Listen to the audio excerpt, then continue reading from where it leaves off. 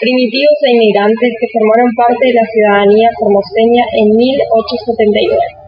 La ciudad capital, especialmente en sus primeras décadas iniciales, estaba habitada en casi un 50% por extranjeros.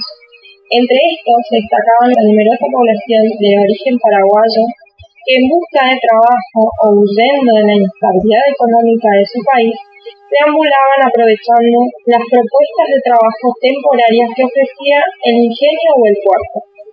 En el resto del territorio no existían, por lo menos en esta etapa, aglomerados urbanos de importancia. La población, en su mayor parte, estaba constituida por peones de los obrajes, peones rurales y pequeños agricultores ganaderos. Los aborígenes, que en gran número habitaban el territorio, entre 15.000 y 30.000, no eran considerados en los censos de la época, excepto y solo a veces, solo aquellos que se incorporaban como peones a la actividad explotada por los blancos. Las condiciones de vida de estos habitantes eran sumamente difíciles, carecían de muchos más derechos que los de la ciudadanía, y demás está decir que el nivel de instrucción de la mayoría de la población de aquella década era muy bajo y los índices del analfabetismo eran alarmantes.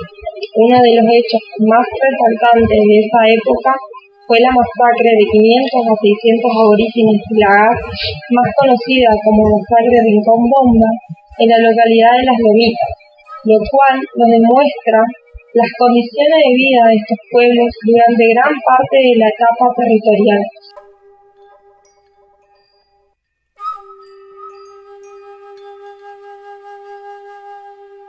El 4 de septiembre de 1812, el primer triunvirato firmó un decreto que decía: el gobierno ofrece su inmediata protección a los individuos de toda la nación y sus familias que deseen fijar su domicilio en el territorio argentino.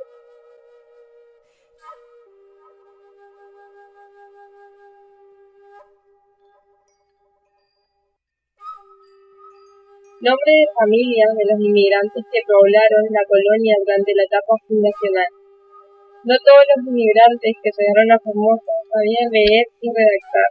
Algunos apenas sabían firmar y otros no seguían sus nombres. El flujo de estos extranjeros se produjo ya sea en forma individual o conjuntamente con sus familiares. Los nuevos matrimonios gestados en tierras formoseñas quedaron conformados entre los mismos miembros de la colectividad, dejando numerosos descendientes. Los hombres no buscaban sus esposas en la villa, porque era muy pequeña y en un principio era considerada como un asentamiento militar. La vida familiar se desarrolla en la colonia, logrando en la villa satisfacer otras necesidades, comerciales y religiosas principalmente. Con la ayuda de los registros parroquiales, hemos elaborado un listado de familias, del cual solo damos aquí una nómina parcial a manera de simplificación. Los nombres de familias que han quedado documentadas en la vida occidental y que luego se repiten en Formosa son, por ejemplo, Marighetti, Malich, Miligrino, Morigay, Montiveller, Martini, Mosechich, Margarini, Maglietti, Montesano, Marchi, Mantovani, Niccolini, Oclepo, Oliva, Paraola, Draghetti, Benica, Valeri, Sanin y Cobeto. La norma puede ser ampliada paralelamente a la instalación de los colonos. La Villa Formosa se iba formando su estructura administrativa e institucional. En el mismo año, 1879, quedó planteado el problema de la mensura del pueblo y de la colonia.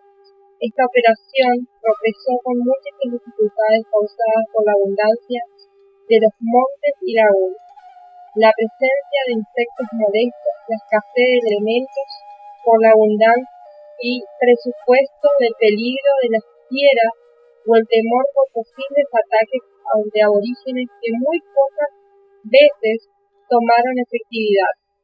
El retardo en concluir este proceso y entregar los títulos de propiedad generaron inconvenientes en el asentamiento poblacional. El pastor Tapia, Ángel Machado, Julio Serna, Gustavo Gabriel y Carlos Thompson, en mayor o menor grado, delinearon la colonia y trazaron los lotes urbanos. Las diversas diligencias de mensura nos dejan interesantes descripciones geográficas de la zona, con mención de la variada fauna y flora, con indicaciones sobre posibles explotaciones agrícolas, con observaciones climáticas generales y de comportamiento del río Paraguay.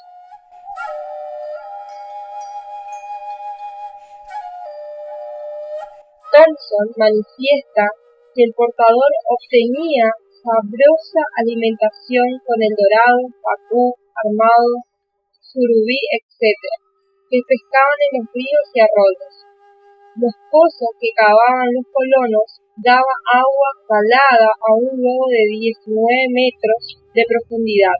La acción de los loros y pájaros negros era la pesadilla constante de los campesinos, pues destruían las cosechas.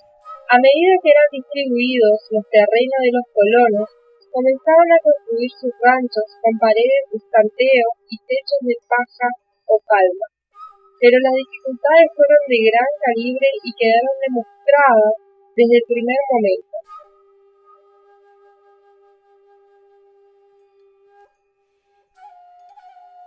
El 7 de abril de 1880, Sandoval informaba al ministro del Interior que los colonos experimentaban hambre, dado que apenas recibían una ración de carne.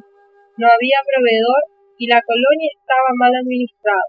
La situación era tal que el funcionamiento informaba que ayer se acercó un grupo como de 40 colonos a la comisaría diciéndole a un empleado de ellos que se morían de hambre ellos y sus hijos, por cuanto la carne que se les daba no les era suficiente.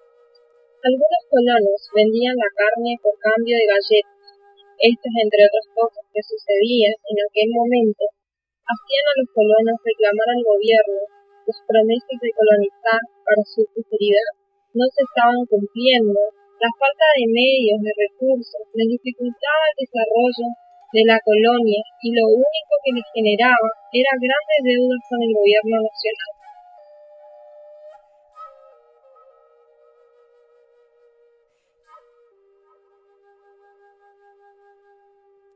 El 8 de abril de 1879 se funda la Villa Formosa, luego del desembarco de Fontana en marzo de 1879 en el paraje conocido como Vuelta Formosa. El informe que recibió Mansilla con las características de región permitió conocer que el lugar ya había sido poblado con anterioridad y que poseía riquezas forestales.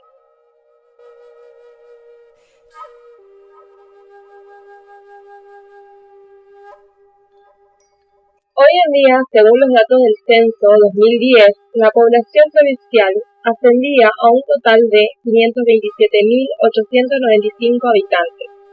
La población se encuentra desigualmente distribuida.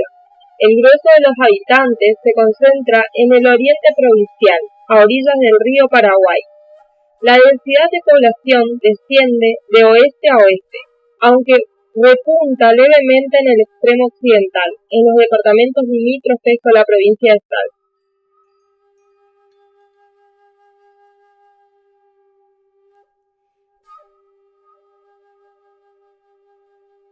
Dos elementos intervienen principalmente en la población de la provincia, el originario y el europeo. El primero, autóctono, constituía la totalidad de la población hasta fines del siglo XIX, cuando el hombre blanco comenzó a explorar la región.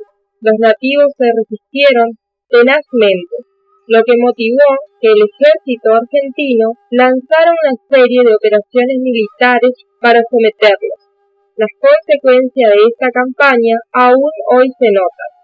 Una excesiva concentración de la tierra en manos de blancos, mientras la población originaria aún reclama que se le otorguen territorios que habitan desde tiempos ancestrales. La mayoría de la población habla español, pero numerosas comunidades nativas aún preservan sus lenguas ancestrales, como el toba, el pilagá o el chiriguano.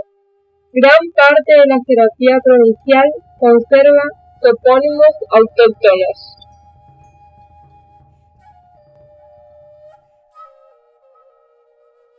A modo de conclusión, espero que este pequeño trabajo nos ayude a tomar conciencia de nuestras raíces, que no somos producto de un solo pueblo, sino de varias naciones, tales como paraguayas, europeas y sobre todo primitivas, que juntas de un modo u otro nos dieron identidad como formoseños.